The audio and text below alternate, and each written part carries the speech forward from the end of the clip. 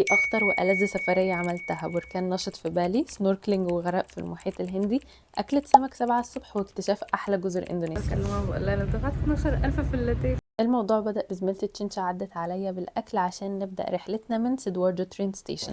سبحان الله، اكيد هو رز وفرايد تشيكن. أول مشكلة بدأت معانا من التذاكر. احنا دلوقتي عندنا مشكله ان هو بيقول لنا ان التيكت نوت فاليد. ركبنا الحمد لله. هتبقى تجربه حلوه ليا ان انا اعرف المواصلات هنا هتبقى عامله ازاي. كنت الأجنبية الوحيدة على القطر، كان حاجة شبه الهاش براون كده، بس في الحقيقة ده كان اسمه. لما نزلنا حسيت إن أنا نزلت الهند من كتر الزحمة والموتوسيكلات الكتيرة، وعندهم بين سبوت ده زي تشيل اوت عندنا كده. ده معمول عد 4,000 6,000 10,000. الموضوع ده حاسه ان انا بدفع كميه. كان لازم نجرب الستريت فود هنا، بس يعني I wasn't a big fan الصراحة.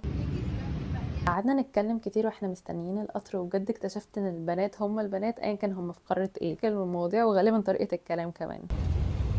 بدأنا نتحرك، الطريق كان هاي واي بس بلينز صغيرة، فكان خطر شوية، والاكتر كمان ان طريقنا كان اكتر من 12 ساعة. الجزيره دلوقتي بس 12 ساعة عشان نشوف الجمال ده. the view was all worth it. الغابات اللي أول مرة أشوفها في حتة غير الديسكتوب، مع المحيط، الرملة السوداء اللي بتلمع، وشكل القطط الغريب بدل القصير، أقل كلمة كان إن الموضوع كله مبهر. سبحان الله.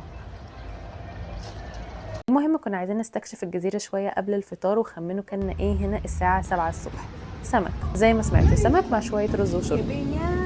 تعبت بقالي 5 ايام كل يوم رز كل يوم رز. معايا اصلا العشاء بتاع امبارح.